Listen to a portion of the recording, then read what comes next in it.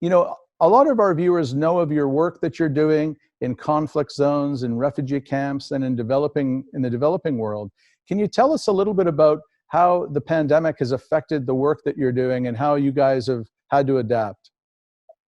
Well, it's been an extraordinary transition, I think, for any health worker. Nobody went to medical school for this, or at least having this in their minds. And for our teams who work in more than 70 countries, running hospitals, doing health promotion in the community health work, vaccination programs, everything, was building slowly, like this ominous threat. What do we have to do here to prepare for this? It started with taking stock of the infection prevention and control that we do in all our facilities, setting up hand washing stations, making sure that the systems and the protocols and the guidelines and the practice was really top notch. And then, of course, it was thinking through, okay, if we start to see people coming in with symptoms that we might consider to be COVID-19, are we protected? As an organization, we have a duty of care toward our staff. And we had to make sure, do we have these special kinds of respirator masks?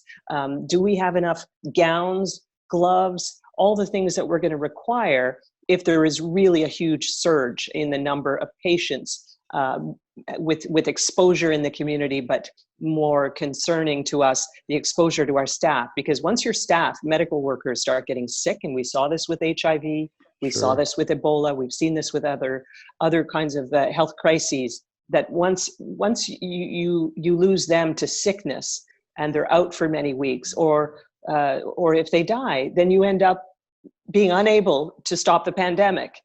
So that has been a major priority for us as we pivoted to make sure that we can continue running our operations, which save lives every day, and also take care of these people coming in now with COVID-19.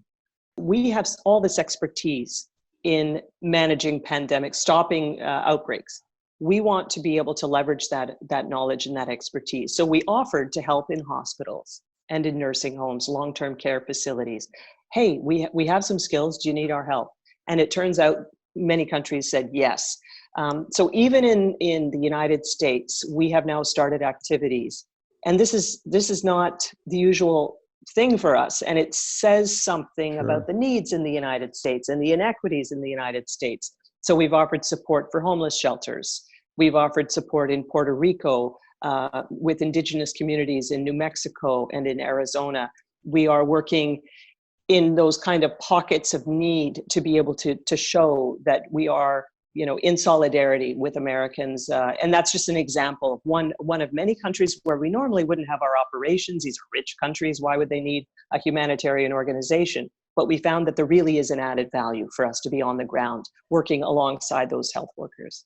Thank you so much, Avril. You guys are doing some incredible work. And this is why we say to all of you viewers, please consider donating. Go to LiveMedAid.com.